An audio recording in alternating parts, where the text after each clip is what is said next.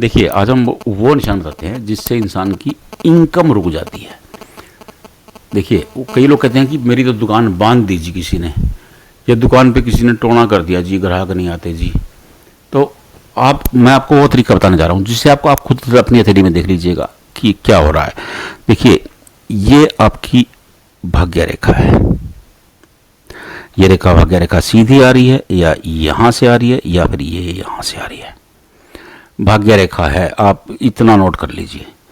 अगर भाग्य रेखा पे ऐसी लाइन है ये, तो ये लाइन टेंशन की लाइन होती है, परेशानी की लाइन होती है, ये राहु लाइन होती है। और एक बात और सुन लीजिए, ये जितनी छोटी होती है, ये मान लो कि यहाँ तक ही है बस, तो ये बहुत ज़्यादा टेंशन देती है।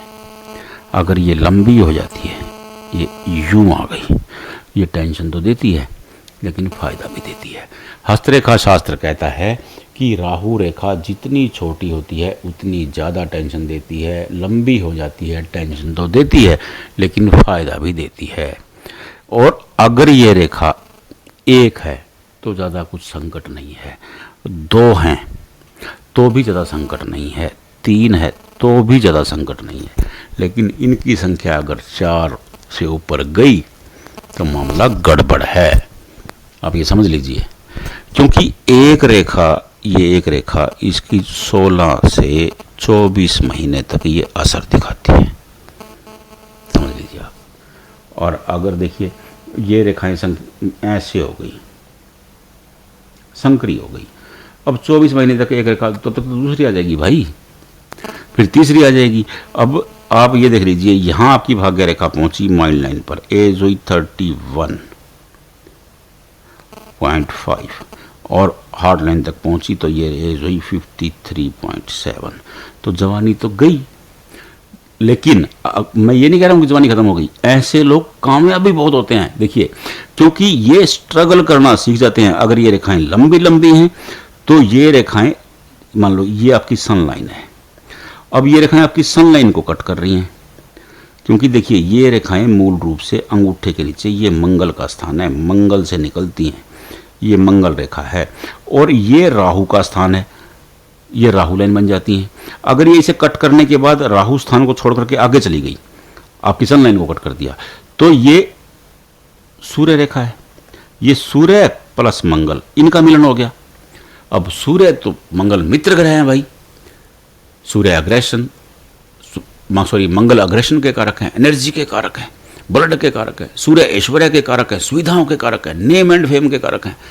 तो ये जब ऐश्वर्य के साथ एनर्जी जुड़ जाएगी तो बल्ले बल्ले हो जाएगी इंसान की।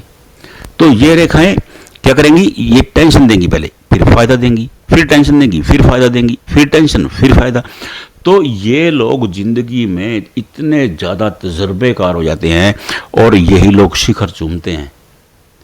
जिनकी हथेली में ज़्यादा राहु लाइन है, आप डरिए मत, आप शिखर चूमने वाले हैं, क्योंकि आप तपकर कुंदन हो चुके हैं। और फिर ऐसे लोगों की हथेली में यहाँ से एक रेखा निकलती है, ये रेखा, ये छोटी रेखा, ये बताती है कि इंसान तप करके सोना हो चुका है। ये इंसान, ये रेखा, अगर ये रेखा निकल आई है तो इंसान अपने बलबूते पर बड़ी उपलब्धि, बड़ी स्ट्रगल करने के बाद कामयाबी हासिल करता है। अगर ये रेखाएं हैं तो राहु रेखाओं से डरिए मत, लड़िए और जोश से, और आइए सोचिए कि आज ये टेंशन दे रही है, कल मुझे फायदा भी देंगी। ऐसे लोगों का काम अटक जाता है, काम रुक जाता है। रुकिए, लगे रहिए, यही राहु आपको माला माल करेंगे। अब अपनी हथेली में चेक कर लीजिए, अगर आपकी हथेली में यही रेखाएं हैं तो आपकी पोबारा होने वाली है। बस देखिए, खुद देख लीजिए।